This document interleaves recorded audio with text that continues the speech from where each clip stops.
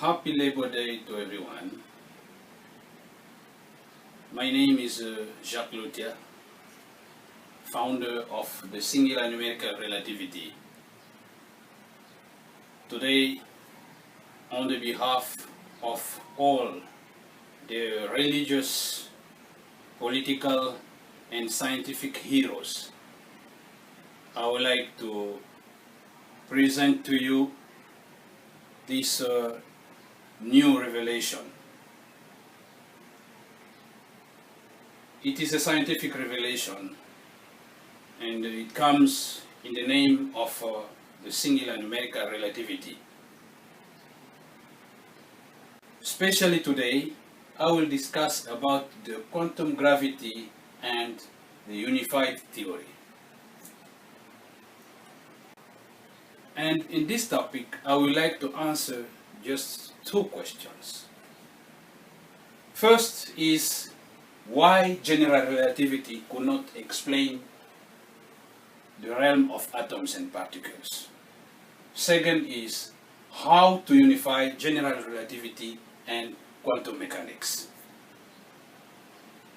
So to begin with, I will be just giving you a brief explanation, but I have prepared notes which are down here. You will be able to read the notes and everything clearly there. But as the author, I would like to really emphasize on some points that are very important for you to understand at first sight. So why general relativity could not explain the realm of atoms and particles? So to answer to this question, we have to go back to the time when general relativity and quantum mechanics were born. We know that general relativity came ahead of quantum mechanics. This graphic tells us exactly the story about the two theories, what exactly, how they were born in this at that time. And what we are interested in is this portion where we say the point of the missing link. I'm not saying that this is the missing link, but I'm saying the point of the missing link. Why? Because after Einstein formulated his theory of special relativity, he was looking for a way to extend this theory into general relativity. And why? Because the special relativity was just describing the motion of objects in straight lines and at constant speeds. But the real universe doesn't work that way. Therefore, Einstein was looking for a way to introduce acceleration and the geometry of space. And the only way he found is to introduce gravity, or to insert gravity into his theory. And he did it very beautifully. Today we all appreciate it. Those who study general relativity, they really admire so much the work that Einstein did. And it has given us so much in science, in technology. But something went wrong at that point. When he was formulating gravity, he forgot that there was already someone who had prepared the way for him. I mean, someone who had already prepared the tools he could use in order to describe gravity for all the levels of the universe. And that person is Galileo.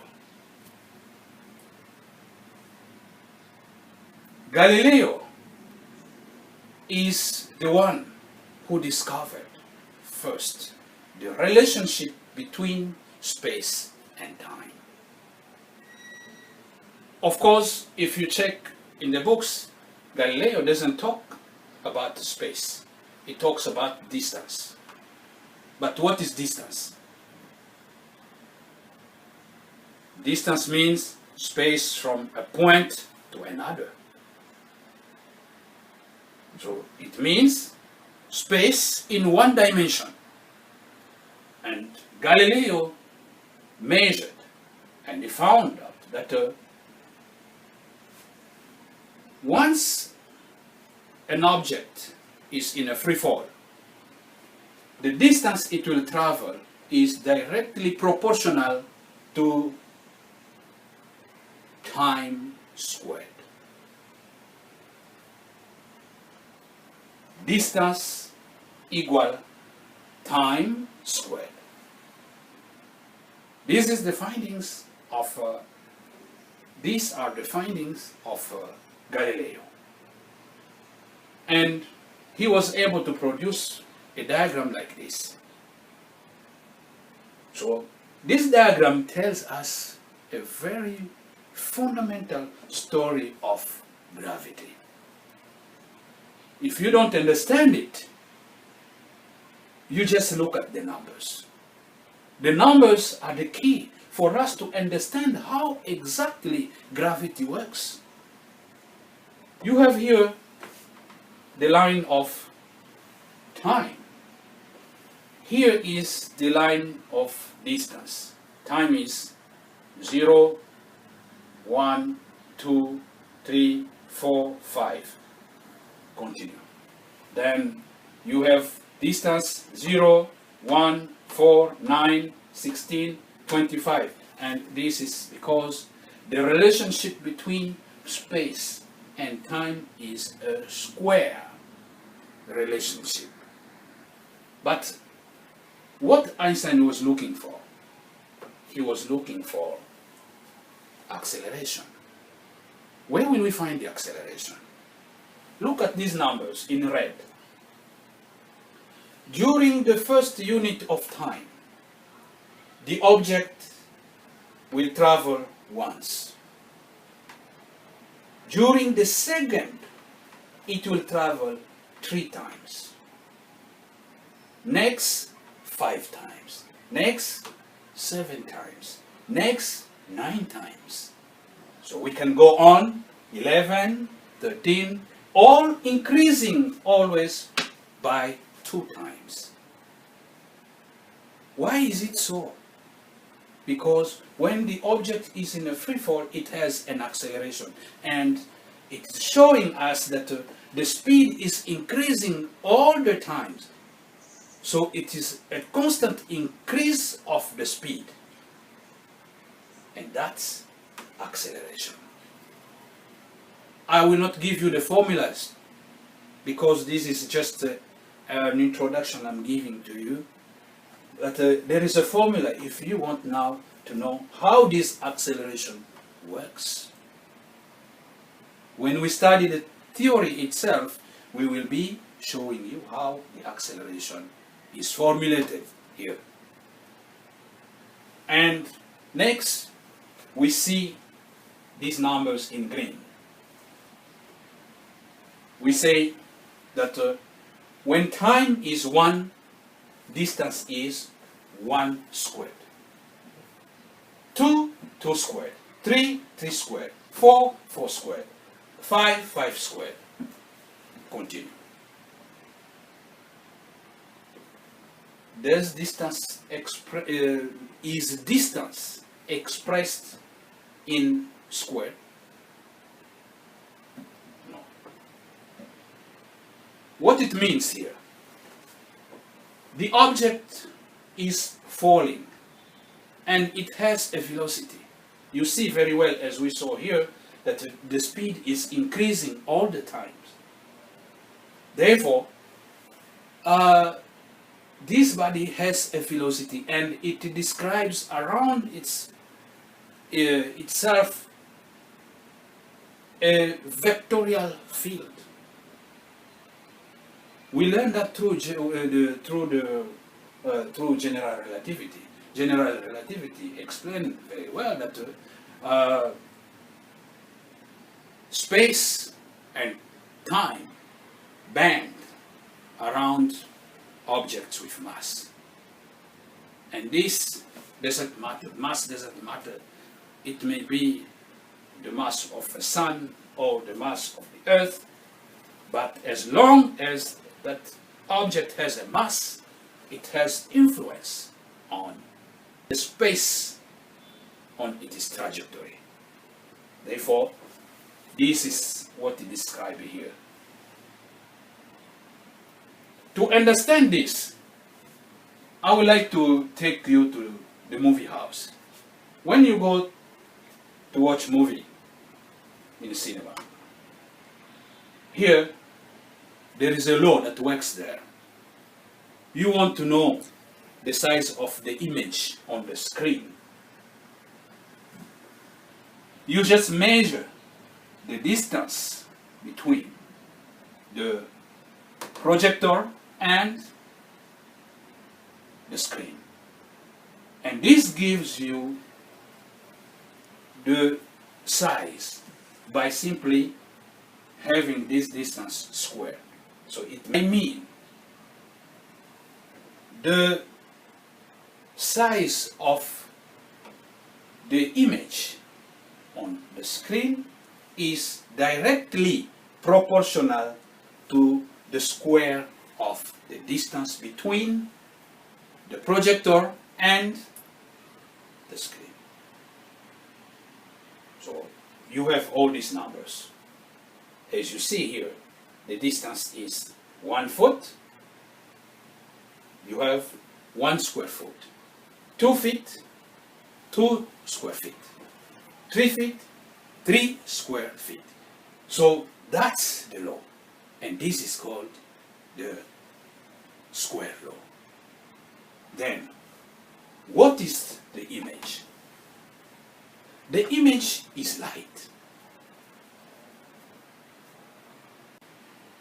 Why light follows the same square law described in the experiment of Galileo?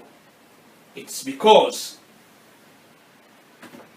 light follows the geometry of space. That's general relativity. So, speaking of light, even if you want to know the intensity of light, we have to simply consider the distance. And the intensity of light is inversely proportional to the square of the distance. So, as you leave the source here, the intensity of light starts reducing according to the square of the distance from the source. So, light follows the square law. And speaking of the inverse square law, we have to see this, because this is the origin of that inverse square law. Isaac Newton gave us this formula that says that the force of attraction between two particles is inversely proportional to the square of the distance between the two particles. So this is all to say that the square law is at the center of the description of gravity. So all the theories that deal with gravity must deal with the square law. There is no escape. So because of that, we need really to emphasize on the square law. However, this square law has a problem. It has a problem. Why? When distance becomes zero, what happens? Following this formula, we have infinity.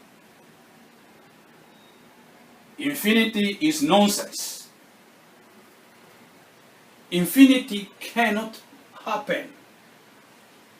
You mean the force of attraction between the sun and the earth together becomes infinite. You take the moon and the earth, infinite. A basketball and the moon, infinite. A tennis ball and infinite. All become infinite. It's not possible. It is not possible. It is inconsistent. So because of that, even here, in the inverse square law of intensity of light, we see the same problem. It can become infinite or zero. Can the source of light be infinite or zero? It's not practical. And that's the problem that we have found. Because of this, all the theories that deal with gravity are affected by a virus we call the interpretation of the square law. So the square law was misinterpreted, to tell you the truth. That's the point. So the reason, if we go back to the beginning, as I said, why general relativity could not explain gravity at the fundamental level, it's simply because of this disease. This is a problem, a big problem in physics. So now we have to choose. Are we going to stay with this problem, continue teaching our children the same thing here, or we have to change this? We have to get the right interpretation. So that's the point. So today I would like to tell you that we have to get the right interpretation of the square law in order to resolve the problem of conflict between quantum mechanics and general relativity. So in the next topic, I will be explaining how we are going to resolve the problem. So, thank you very much.